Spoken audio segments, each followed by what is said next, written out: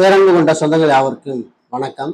இன்னைக்கு ஜமாபந்தி தொடர்பான ஒரு முக்கியமான ஒரு விழிப்புணர்வை பதிவேற்றலாம் அப்படின்னு நினைக்கிறேன். காலையில் நம்ம வாக்கிங் போனப்போ ஒரு மணி நேரம் அப்படி நம்ம நடந்துட்டு வந்தப்போ சில தகவல்களை நம்ம தேடணும். டெய்லி நம்ம தேடுவது வழக்கம். ஏன்னா சென்ற வாரத்துக்கு முன்னாடி திடீர்னு உடல்நிலை சரியாமல் போச்சு. அதனால் நம்ம மருத்துவமனை போகும்போது ECG எக்கோ எல்லாம் எடுத்து பார்த்துட்டு உங்களுக்கு இந்த மாதிரி நீங்கள் உடற்பயிற்சி பண்ண வேண்டியது அவசியமாக இருக்குது அப்படின்ட்டாங்க. அதனால் நம்ம தொடர்ச்சியாக உடற்பயிற்சி பண்ணும்போது சரி காலையில் அந்த வாக்கிங் போகிற டயத்தை செய்திகளை தேடிட்டு தினம் தினம் தகவல்களை வெளியிடுறோம் போல இன்றைக்கு சரி ஒரு நேரலை நம்ம யூடியூப்ல வெளியிடலாம் அப்படின்னு நினச்சி நேரலை வந்தேன். ஆனால் சரியாக டவர் கிடைக்கல. அதனால நம்ம சொல்லக்கூடிய அந்த தகவலை முழுமையாக உறவுகள் புரிந்து கொள்ள முடியல. நிறைய உறவுகள் கமெண்ட் போட்டாங்க. ஆனால் நீங்கள் சொல்கிற அதில் ஆடியோ ரொம்ப தெளிவாக இல்லைண்ணா அப்படின்னு சொன்னாங்க. ஓகே, நம்ம அதை ரீஅப்டேட் பண்ணலாம் அப்படிங்கிறக்காண்டி தான் இன்னைக்கு இந்த பதிவு. ஓகேவா? இப்போ புதிதாக பொறுப்பேற்றக்கூடிய தமிழக அரசாங்கம் எல்லா விஷயங்களையும் கவனம் செலுத்தணும் அப்படின்னு நம்ம எதிர்பார்க்குறோம். அதுலேயும் குறிப்பா இந்த இணையதளங்கள்ல கொஞ்சம் கவனம் செலுத்தினாங்கன்னா கொஞ்சம் நல்லா இருக்குங்கிறது நம்மளுடைய ஒரு வேண்டுகோளா இருக்கு. ஏன்னு கேட்டீங்கன்னா இப்ப ஜமாபந்தி போன்ற நிகழ்வுகள் அரசாங்கம் நடத்துறாங்க. அதுலேயும் குறிப்பா பார்த்தீங்கன்னா ஒவ்வொரு மாவட்ட கலெக்டரும் தனித்தனியான அறிவிப்பை வெளியிடுவார். எங்க மாவட்டத்துல இந்த தேதியில இந்த வாரியா நடைபெறும், இந்தந்த வருவாய் கிராமங்கள் இந்த வட்டாட்சியர் அலுவலகத்தில் நடக்கூடிய இந்த ஜமாபந்தி கூட்டத்துல நீங்க கலந்து கொள்ளலாம்னு சொல்ல அறிவிப்பை வெளியிடுவார். அப்படி அறிவிப்பு வெளியிடும் போது அந்த மாவட்ட செய்தி குறிப்புல அந்த தகவலா நம்மளுக்கு கிடைச்சாதான் போச்சு. இல்லைன்னா இணையதளங்கள்ல வெளியிட்டா அந்தந்த மாவட்டத்திற்கு என்று அபிஷியல் வெப்சைட் உண்டு, இணையதளங்கள் உண்டு. இப்ப ராமநாதபுரம் அப்படின்னா ராமநாதபுரம் NIC.in அப்படின்னு சொல்லி நம்ம கூகுள்ல போய் சர்ச் பண்ணோம்னா எங்க மாவட்டத்திற்கான எல்லாமே வந்துடும்.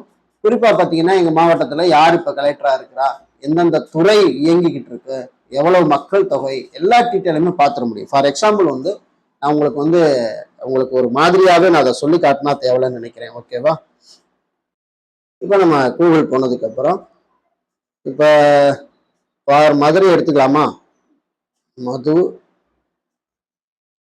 நீங்க மதுரைன்னு சும்மா டைப் பண்ணாலே உங்களுக்கு அந்த பேஜ் வந்துடும். அப்படியே நீங்க கீழே டோல் பண்ணீங்கன்னா அபிஷியல் வெப்சைட் மதுரைக்கான Madurai district government of Tamil Nadu Madurai.nic.in அப்படின்னு போட்டாலும் நீங்க இந்த வெப்சைட்டுக்கு நேரடியாக வந்துடலாம். ஓகே, இதான் மதுரையோடைய அபிஷியல் வெப்சைட்டு. இதை தமிழ் ஆங்கிலம் ரெண்டுலையுமே நம்ம மாத்திக்கலாம். இதுல பாத்தீங்கன்னா இந்த வெப்சைட்ல மதுரை மாவட்டத்துல என்னென்னலாம் நடக்குது அப்படிங்கிற தகவல்களை உடனுக்கு உடன் கவனித்து அப்டேட் பண்ணிட்டாங்க அப்படின்னா படித்த இளைஞர்கள் நிச்சயமாக இந்த வெப்சைட்டை மட்டும் பார்த்துட்டாலே போதுமானது. அரசாங்கம் என்ன செஞ்சுட்டு இருக்கிறாங்கிற தகவல்களை நம்ம பெற்றுக்கொள்ள முடியும். குறிப்பா ஜமாபந்தி தொடர்பான மதுரை மாவட்டத்துல ஜமாபந்தி எங்க நடக்குது அப்படிங்கிற முழு தகவலும் தெரிஞ்சுக்கணும் அப்படின்னா இந்த இணையதளத்துல பார்த்தாலே இப்ப நியூ செய்தி, புதிய செய்தி அப்படிங்கிற தகவல்கள்ல அது வந்துடும். ஆனா இந்த புதிய செய்தி எதுவுமே இது அப்டேட்ல இருக்கிற மாதிரி எனக்கு தெரியல. நீங்களே பாத்தீங்கன்னா தெரியும். இப்ப புதியன அப்படின்னு ஒரு ஆப்ஷன் இருக்கு இல்லையா, அதை நீங்க கிளிக் கொடுத்தீங்கன்னா புதிய செய்தி ஏதாவது வந்திருக்கா அப்படின்னு பார்த்தா பதில்கள் ஏதும் இல்லை அப்படின்னு இருக்கு. இப்ப நியூ தகவல்கள் ஏதாவது இருக்கான்னு பார்த்தா இல்ல, கலெக்டர் மாறிட்டேன்றாங்க. ஆனா கலெக்டர் இன்னும் போட்டாவே மாத்தாம அப்படியே இருக்கு. அப்ப இந்த இணையதளங்களை அப்டேட் பண்ண வேண்டியது அரசாங்கத்துடைய ஒரு முக்கியமான ஒரு வேலையா இருக்கு. ஓகே, இப்ப ஜமாபந்தி தொடர்பா நம்ம பார்க்கலாமா? அது மதுரை மாவட்டத்துல ஜமாபந்தி சம்பந்தமா பார்ப்போமா? அதுக்கு என்னன்னு கேட்டீங்கன்னா இந்த சர்ச் ஆப்ஷன் நீங்க கிளிக் கொடுத்து நீங்க ஜமாபந்தின்னு டைப் பண்ணி நீங்க சர்ச் பண்ணி பாருங்க. ஓகே, இப்ப இணையவழி ஜமாபந்தி செய்தி அப்படின்னு ஒண்ணு கீழே வருது. ஜமாபந்தி நம்ம சர்ச் பண்ண கீழே அதை நம்ம கிளிக் கொடுத்தோம்னா கொடுமையை பாருங்க. 28/6/2020 வெளியிட்ட ஜமாபந்தியோட PDF மட்டும்தான் இருக்கு, புதுசா எதுவுமே இல்லை. ஓகே, இப்போ இதைத்தான் நம்ம என்ன சொல்றோம் அரசுக்கு அப்படின்னா இந்த மாதிரி லேட் அப்டேட்லாம் எடுத்துட்டு நியூ அப்டேட்டுகளை செய்ய வேண்டியது அவசியமா இருக்கு. இப்ப ஜமாபந்தி தொடர்பா எங்க போய் மக்கள் தேடுவாங்க? அப்ப அந்த அபிஷியல் வெப்சைட்ல வெளியிட்டுட்டா, அந்த இணையதளங்களை வெளியிட்டுட்டா மக்கள் போய் தேடி எடுத்துக்குவாங்க. தஞ்சாவூர் வெளியிட்டிருக்காங்க பாருன்னு நினைக்கிறேன். தஞ்சாவூர் வெளியிட்டிருக்காங்கன்னு நினைக்கிறேன். ஓகே, இப்ப தஞ்சாவூரை கிளிக் கொடுத்துட்டோமா? இப்ப தஞ்சாவூர் அபிஷியல் வெப்சைட்டுக்கு உள்ள போகலாம். ஓகே, இப்போ தமிழ் மாத்திக்கலாம். இப்ப இங்க பாருங்க, தமிழ்நாடு சட்டமன்ற பொது தேர்தல் 2026 அதான் ஃபர்ஸ்ட் செய்தி குரூப்ல இருக்கு. பிரதான் மந்திரி அடுத்தடுத்த செய்தியில நியூ செய்தி கீழே கொடுத்துட்டே இருக்காங்க. ஓகேவா? சரி, ஓகே, நம்ம நீங்க இந்த மாதிரி தஞ்சாவூர் மாவட்டத்தை பத்தி தெரிஞ்சுக்கணும் அப்படின்னா மொத்தமா நீங்க தெரிஞ்சுக்கிட்டா போதும். யார் கலெக்டரா இருக்கிறாங்க, வருவாய்த்துறை, ஊரகத்துறை, உள்ளாட்சி அமைப்பு, தொகுதிகள் எல்லாமே இதை பார்த்துக்க முடியும் இந்த வெப்சைட்ல. ஓகேவா? இப்போ நம்ம ஜமாபந்தி தான் தேவை. நம்ம ஜமாபந்தியை பார்ப்போம். ஓகே, ஜமாபந்தி நடைபெறும் நாட்கள் அதை கிளிக் கொடுப்போம். சூப்பர். 29/5/2026 வெளியிட்ட செய்தி, ஜமாபந்தி செய்தி இருக்கு. இப்ப தஞ்சாவூர் மாவட்ட உறவுகளுக்கு ஒரு அற்புதமான தகவல். நீங்க இதை போய் பிடிஎஃப் டவுன்லோட் பண்ணிக்கலாம். சூப்பரா கொடுத்துருக்குறாங்க. ஆல்ரெடி தஞ்சாவூர் மாவட்டத்தில் உள்ள அனைத்து வருவாய் வட்டாட்சியர் அலுவலகங்களிலும் 1435 பசலி வருவாய் தீர்வாயம் ஜமாபந்தி 4/6/2026 முதல் 19/6/2026 முறை நடைபெற உள்ளது. வருவாய் தீர்வாயம் கீழே குறிப்பிட்டுள்ள நாட்கள்ல தினசரி காலை 10 மணிக்கு துவங்கி கீழ்காணும் அலுவலர்கள் நடத்தப்பட இருக்கிறது அப்படிங்கிறது ரொம்ப தெளிவா சொல்லிட்டாங்க. அதாவது வருவாய் தீர்வாய அலுவலர்கள் யார் யார் வருவா, தணிக்கை செய்யப்படும் நாட்கள் அப்படிங்கிற டீட்டெயிலை கொடுத்துருக்காங்க. சனி, ஞாயிறு மற்றும் திங்கட்கிழமை நீங்களாக மற்ற நாட்கள் எல்லாமே நடக்கும் அப்படிங்கிறதையும் சொல்லிட்டாங்க. எங்க நடக்குது அப்படின்னா பேராவூர்ணி அப்படின்னு பாத்தீங்கன்னா பேராவூர் 4/6/2026 முதல் 10/6/2026 வரைக்கும் பேராவூர்ணி வட்டத்துல 4 நாட்கள் ஜமாபந்தி நடைபெறுது. Understand word. இப்படி பாருங்க, ஃபுல்லாவே தஞ்சாவூர் மாவட்டம் முழுக்க கொடுத்துருக்கு. ஓகே, இது இந்த மாதிரி செய்திகள் உடனுக்குடன் வந்துட்டா, ஜமாபந்தி தொடர்பா செய்திகள் வந்துட்டா ரொம்ப ஈஸியா இருக்கும். ஓகேவா? இப்ப வேற எந்த மாவட்டம் பார்க்கலாம்? சிவகங்கை வந்திருக்கான்னு பார்ப்போமா?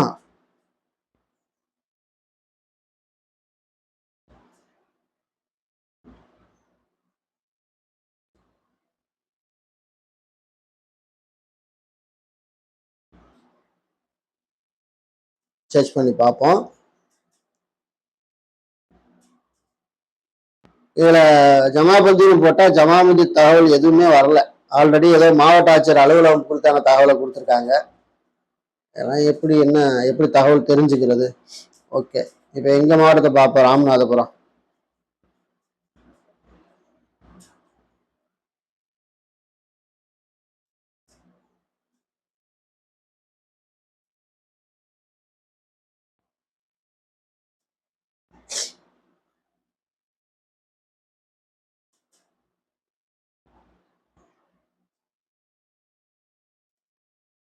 வாவ், எங்க மாவட்டத்துல செய்தி வெளியிட்டுட்டாங்க. 1435 ஆண்டு பசலி ஆண்டிற்கான 25-26 ஜமாபந்தி ராமநாதபுரம் மாவட்டத்துல 16/6/2026 முதல் 25/6/2026 வரை அரசு விடுமுறை நாட்கள் தவிர நடைபெறும் அப்படிங்கிற சொல்லிட்டாங்க. அதை கிளிக் கொடுத்தா என்ன வருது? ஒரு பிடிஎஃப் வருது. ஓகே, செய்தி பழசு. ஏற்கனவே வெளியிட்டு இருக்கிற மாதிரி வெளியிட்டு அதை மாத்தினதை உள்ள வெளியிடாம வச்சிருக்கிறாங்க. ஃபர்ஸ்ட் ஒரு அறிவிப்பட்டாங்க 19/5/2026 முதல் 29/5/2026 வரைக்கும் நடக்கும்னு சொல்லிட்டு அதை கேன்சல் பண்ணி மேல செய்தி வெளியிட்டு இருக்கிறாங்க. பட் ஆனா அது முழுமையான தகவல் இல்லை. இப்படித்தான் இணையதளங்கள் எல்லாமே இருக்கின்றது. ஆகவே நீங்க உங்க மாவட்ட இந்த மாதிரி ஜமாபந்தி தகவல் உங்களுக்கு தேவை அப்படின்னா நீங்க உடனடியாக என்ன பண்ணிக்கலாம்னா இந்த மாதிரி போய் நீங்க சர்ச் பண்ணி நீங்க தெரிந்து கொள்ளலாம். அதை தாண்டி பாத்தீங்கன்னா கள்ளக்குறிச்சி மாவட்டத்துக்கான செய்தி இந்த வீடியோக்களை டிஸ்கிரிப்ஷன் கொடுத்துருக்கிறேன். கள்ளக்குறிச்சி மாவட்டத்துல இருந்து ஒரு நண்பர் நமக்கு அனுப்புனாரு. கள்ளக்குறிச்சி வேற லெவலா அப்டேட் பண்ணியிருக்காங்க. உண்மையாலுமே எனக்கே ரொம்ப ஆச்சரியமா இருந்துச்சு. அதாவது பாத்தீங்கன்னா ஒவ்வொரு வருவாய் கிராமம் எண் வாரியா வெளியிட்டு எங்க ஜமாபந்தி நடக்குது அப்படிங்கிற பட்டியல செம்மையா வெளியிட்டு இருக்காங்க. கிட்டத்தட்ட 16 பேஜ் கள்ளக்குறிச்சி மாவட்டத்துல வெளியிட்டு இருக்கிறாங்க. உண்மையாலுமே இந்த லிஸ்ட்டை பார்த்தாவே நமக்கே பொறாமையா இருக்கு. அவ்வளவு அருமையா இதை வடிவமைச்சு வெளியிட்டு இருக்கிறாங்க. உங்களுக்கு என்ன இந்த வீடியோக்குள்ள டிஸ்கிரிப்ஷன்ல இந்த ஜமாபந்தி கள்ளக்குறிச்சி மாவட்ட ஜமாபந்தி தொடர்பா அந்த பிடிஎஃப் உங்களுக்கு நான் தரேன். உறவுகள் எடுத்து பயன்படுத்திக் கொள்ளுங்கள். இதுல இருந்து நம்ம சொல்லக்கூடிய விஷயம் என்ன அப்படின்னு கேட்டீங்கன்னா, தயவு செய்து இப்ப இருக்கக்கூடிய அரசாங்கம் இந்த போர்ட்டல்களை எல்லாம் சரியா பராமரிச்சு அதெல்லாம் மக்களுக்கு பயன்படும் வகையில உடனுக்குடன் செய்திகளை கொண்டு போய் சேர்க்கணும். அதுதான் நம்மளுடைய நோக்கம். இப்போ ஒரு ஊரக வளர்ச்சித்துறை வெப்சைட்டை நம்ம பார்க்கும்போது அதுல அமைச்சராகவே இன்னமும் பெரியசாமி தான் இருக்காரு. அதெல்லாம் பார்த்துட்டு நம்ம ட்விட்டர்ல டேக் பண்ணோம். அதே மாதிரி பார்த்தீங்கன்னா ஃபேஸ்புக்கில் சிஎம்க்கு டேக் பண்ணோம். டேக் பண்ணி இந்த மாதிரி சொல்லியிருக்கோம். இந்த மாதிரி இதெல்லாம் அப்டேட் பண்ணி சரி பண்ணுங்க அப்படின்னு. ஆனால் இப்போ இருக்க ஐடி விங்க என்ன பண்ணுறாங்க? ஆளுங்கட்சியோட ஐடி விங்க என்னன்னா எந்த கட்சி தலைவர்கள் என்ன பேசுறாங்கன்னு அதை கவனிச்சு அதுக்கு பதில் கொடுத்துட்டு இருக்கிறாங்க. இந்த மாதிரி சமூக ஆர்வலர்கள் எதாவது குறைபாடு இருக்கு அப்படின்னு அரசோட கவனத்துக்கு எடுத்துட்டு போனா அதுல கவனம் செலுத்துறது இல்லை. நான் ஓப்பனா சொல்றேன்னு பாத்தீங்கன்னா, முந்தைய ஆட்சி வந்து மனுக்களுக்கு அந்த அளவுக்கு ரெஸ்பான்ஸ் இல்லை. ஆனா ஒரு ட்விட்டர்ல ஒரு ஒரு துறையை டேக் பண்ணி போறோம்னு வைங்களேன். இப்போ வந்து எரிசக்தி துறையை டேக் பண்ணி இந்த மாதிரி எங்க ஏரியாவில் வந்து கரண்ட் இந்த மாதிரி பிரச்சனையா ஓடிக்கிட்டு இருக்கு அப்படின்னு நம்ம அந்த அந்த ஹெட் ஆஃபீஸை டேக் பண்ணி ஒரு ட்விட்டர்ல பதிவு போட்டா அதுக்கு உடனே ரிப்ளை போடுறாங்க.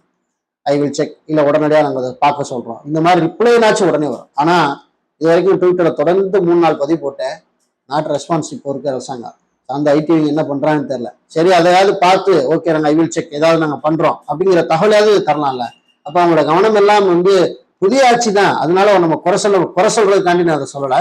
ஸோ கொஞ்சம் கவனத்தை கூடுதலா வந்து மக்களுக்கான சேவைகள் இணையதளம் வாயிலாக தான் இன்னைக்கு போயிட்டு இருக்கு. அதனால இணையதளங்களை ரொம்ப கவனிக்க வேண்டிய தேவை இருக்குங்கிறத அரசுக்கு நான் சொல்லிக்க விரும்புறேன். இந்த வீடியோ பார்த்துட்டு இருக்க எண்ணற்ற உறவுகள், நீங்க ஒருவேளை வந்து உங்க மாவட்ட செய்திகள்ல இதெல்லாம் வரல அப்படின்னா உடனடியா நீங்க வந்து முதல்வர் முகவரி இணையதளத்திலேயோ அல்லது அமைச்சருடைய அந்த துறை சார்ந்த அமைச்சருடைய மெயிலையோ நீங்க தகவல்களை கடத்தி இந்த மாதிரி வந்து இங்க பிரச்சனையா இருக்கு, அதை சரி பண்ணுங்க, இல்லை எங்க மாவட்ட இணையதெல்லாம் அப்டேட் இல்லாம இருக்குது, அப்டேட் பண்ணுங்கன்னு சொல்லி நம்ம மனு வச்சு அவங்க கவனத்திற்கு எடுத்துட்டு போனோம்னா கண்டிப்பா அது மாறுதல் நடக்கும் அப்படிங்கிறத நான் சொல்லிக்க விரும்புறேன்.